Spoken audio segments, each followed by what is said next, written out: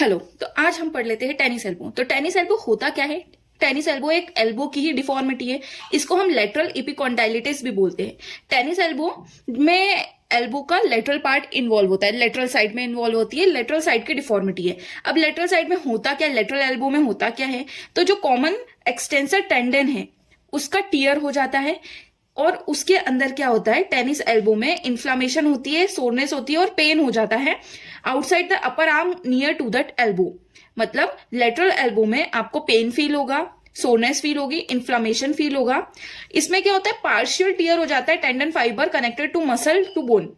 जो fibres muscle से bone में कनेक्ट रहते हैं उन फाइबर्स का पार्शियल टीयर हो जाता है। जो कॉमन एक्सटेंसर टेंडन है, जो कॉमन एक्सटेंसर टेंडन होता है, जो वो रिस्ट के मूवमेंट्स करता है, रिस्ट के मूवमेंट करता है और रिस्ट के मूवमेंट जो इफेक्ट करते हैं वो हमारे एल्बो में इफेक्ट करते हैं। जब भी हम अपनी एल्बो को जिस साइड से देखेंगे, अगर ये हमारी एल्बो है और ये लेटरल साइड है, लेटरल साइड है और लेटरल साइड में हम ये दो फिंगर्स रखकर टच करेंगे, उसके बाद अपनी रिस्ट को मूव करेंगे और अगर अपन को लेटरल इपिकॉन्डाइलिटिस है तो यहां पर अपन को टेंडन फील होंगे, लेटरल साइड में टेंडन का मूवमेंट फील होगा।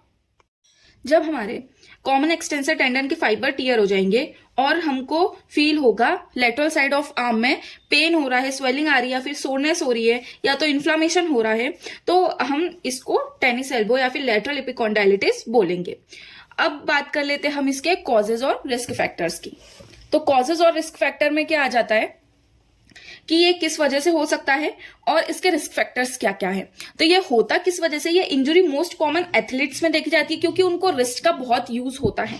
एथलीट्स में जैसे टेनिस जो खेलता है, बेसबॉल खेलता है, वॉलीबॉल खेलता है, गोल्फ खेलता है, और इसमें क्या होता है, जो हमारा मूवमेंट है, रिस्ट का मूवमेंट इस तरह से होता है, इसलिए हमारे लेटरल इपिकॉन्डाइल में पेन हो जाता है, स्वेलिंग आ जाती है या फिर सोरनेस हो जाता है, जो कॉमन एक्सटेंसर ऑफ टेंडन, क्योंकि हमारा रिस्ट का मूवमेंट हो रहा है तो एक्सटेंशन की जो फाइबर्स है, टेंडन से, उसमें टियर हो जाता है या फिर वो लूज हो जाते हैं, इस वजह से पेन होता है। कोई भी एक्टिविटी जिसमें आपके रिस्ट का बहुत ज्यादा ट्विस्टिंग मूवमेंट हो रहा है वो इस कंडीशन को लीड कर सकती है। Due constant hand on computer, मतलब अगर हम एक जैसा कंप्यूटर पे हैंड रखे हुए या फिर हम एक जैसा मोबाइल को भी पकड़े रहते हैं बहुत टाइम तक, या तो कीबोर्ड माउस को एक जैसा चलाते रहते हैं, उस वजह से भी हमारे रिस्ट में जो मूवमेंट होते हैं वो एकदम कांस्टेंट हो जाते हैं, रुक जाते हैं, उस वजह से भी हमको टेनिस एल्बो हो सकता है। Weakness off shoulder girdle and arm muscles, जो आर्म की मसल्स होती है और शोल्डर गर्डल जो की वीकनेस होती है, उस वजह से भी हमको टेनिस एल्बो हो जाता है, क्योंकि ये जो हमारी मसल्स के टेंडन है वो लूज हो जाते हैं।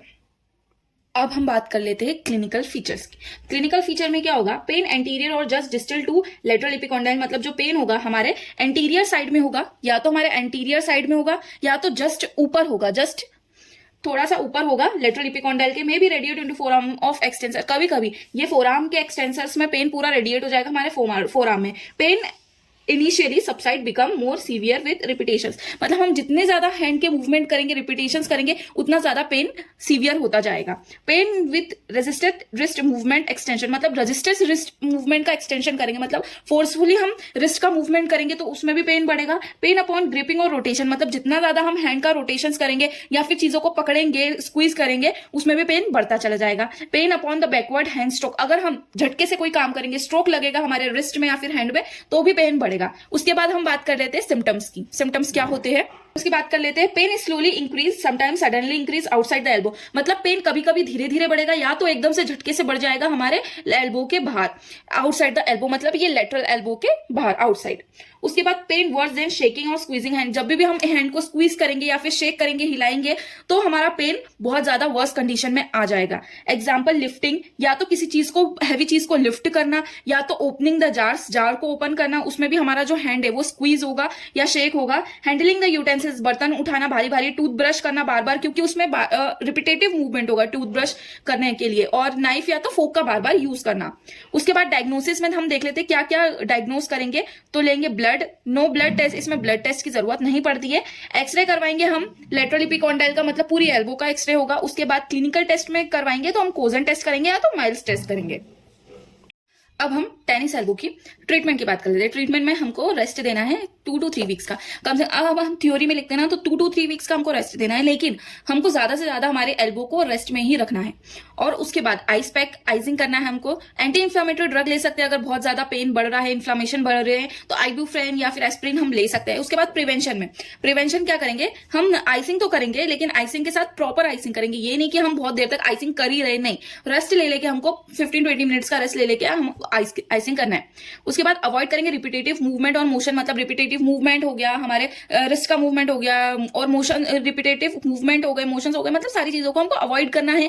ज्यादा से ज्यादा स्ट्रेचिंग नहीं करना है, लिमिटेड करना है। उसके बाद हम रैपिंग करेंगे। टेनिस एल्बो को रैप नहीं करना है हमको, रैपिंग कभी भी हम उधर टेनिस एल्बो को नहीं करेंगे, हम उसमें हमेशा बैंड पहनेंगे। हाँ, अब हम फिजियोथेरेपी ट्रीटमेंट देख लेते हैं कि फिजियोथेरेपी ट्रीटमेंट में हम इसेंट्रिक एक्सरसाइजेस करवाएंगे, उसके बाद रिस्ट कर्ल करवाएंगे, उसके बाद रेंज ऑफ मोशन बढ़ाएंगे, ग्रिपिंग स्ट्रेंथनिंग एक्सरसाइजेस, मतलब ग्रिपिंग तो करवाएंगे लेकिन ज्यादा एक्सेसिव नहीं करवाना है, लिमिटेड ग्रिपिंग करवाएंगे और स्ट्रेंथनिंग एक्सरसाइजेस हम ज्यादा से ज्यादा करवाएंगे, जिससे हमारी मसल स्ट्रेंथन होगी, उस वजह से हमको पेन सबसाइड होगा।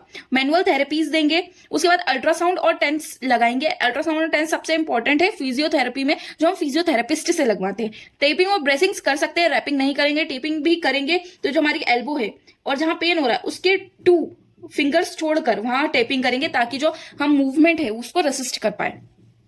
यही था आज के वीडियो में। Thank you so much.